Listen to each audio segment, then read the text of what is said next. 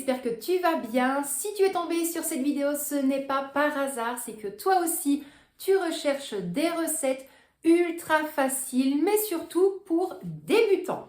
Donc, je te souhaite déjà la bienvenue dans cette vidéo. J'espère vraiment que cela te plaira. Je pense que tu l'as vu, aujourd'hui, on part sur la recette des cinnamon rolls. Alors, reste bien là, ne pars pas. Quand moi je te dis que tu as une recette qui est prête en 10 minutes, est-ce que ça te tente? Je pense que oui.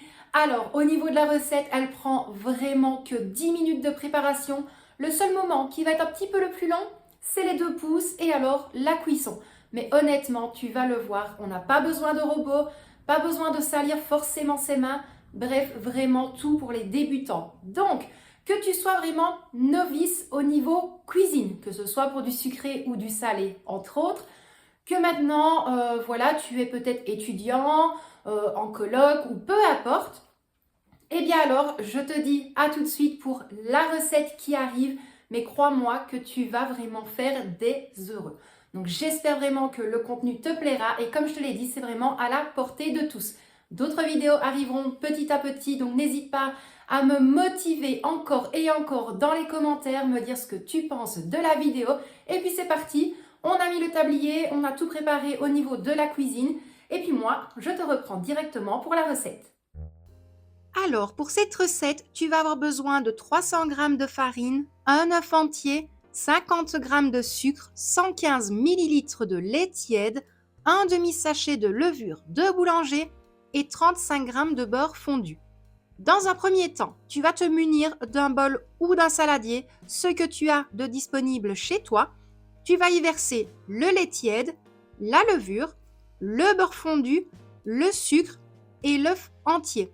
Et là, tu vas vraiment fouetter pendant même pas une petite minute, le temps de bien mélanger tous les ingrédients et que ta levure ainsi que ton sucre soient totalement dissous au niveau de ta préparation. Une fois que c'est bon, tu vas pouvoir ajouter la farine. Alors, au niveau de cette recette-là, tu l'as remarqué, on va vraiment mettre tous les ingrédients liquides avec le sucre et la levure en premier. Et alors, on va terminer par la farine. Pourquoi? Comme ça, on va vraiment travailler en fait le mélange petit à petit. Donc, on va vraiment venir avec une maryse, mélanger au milieu du bol et petit à petit, on va récupérer de la farine. Ne le fais pas tout en une fois. Ce que j'entends par une fois, c'est de vraiment racler les bords. Tu fais vraiment avec ta maryse au milieu de ton plat. Si tu n'as pas de maryse, tu peux très bien prendre une cuillère en bois ou une cuillère à soupe, ça fonctionne tout aussi bien. Donc là, tu le vois, je te laisse vraiment un long passage, comme ça tu vois comment tu peux t'y prendre, excuse-moi, au niveau de l'incorporation de ta farine. Et alors après, tu ne t'étonnes surtout pas, ta pâte sera légèrement collante. Donc tu n'auras pas forcément de la pâte sur les doigts, mais voilà, elle restera quand même un petit peu collante.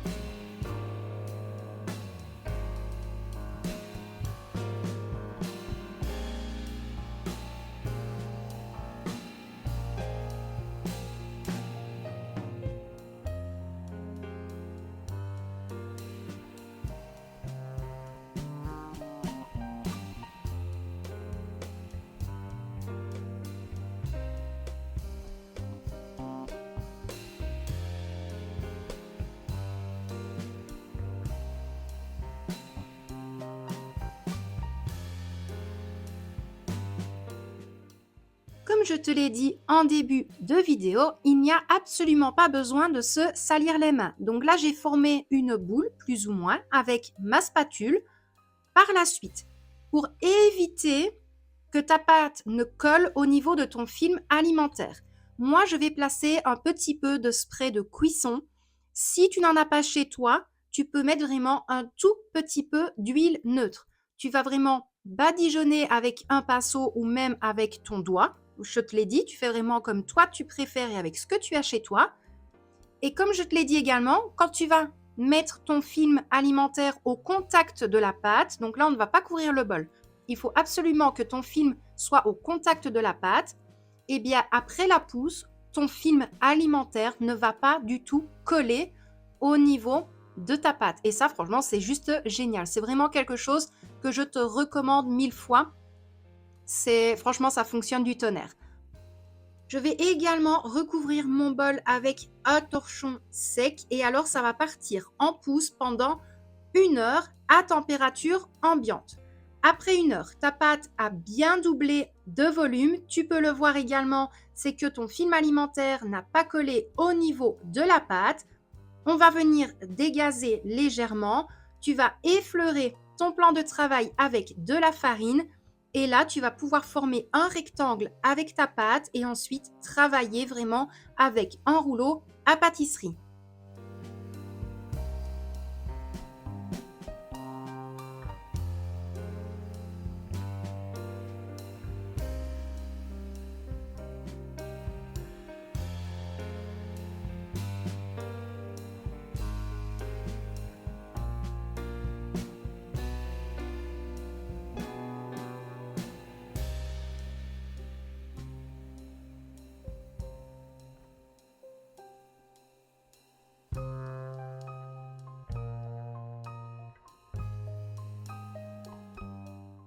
Au niveau de l'épaisseur de ta pâte, tu ne la fais pas trop fine. Moi, je dirais grand maximum 3 à 4 mm d'épaisseur.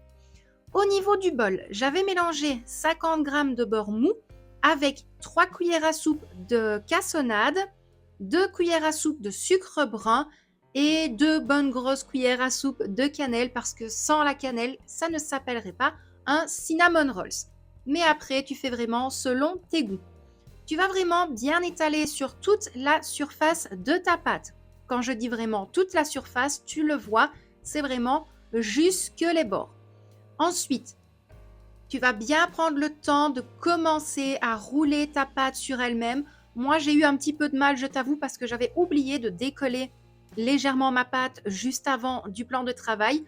Mais malgré tout, ça a quand même bien fonctionné.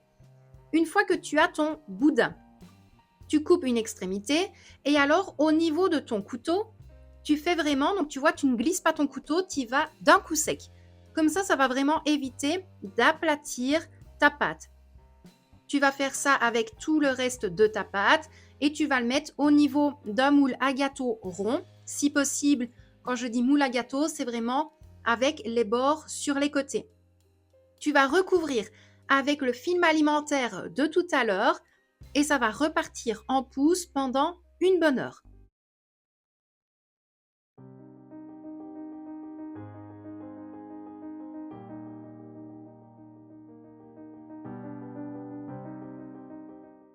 Cinq minutes avant que la pousse de ton cinnamon roll ne soit terminée, tu vas préchauffer ton four à 180 degrés. Tu vois déjà là le résultat une fois que ça a fait la deuxième pousse.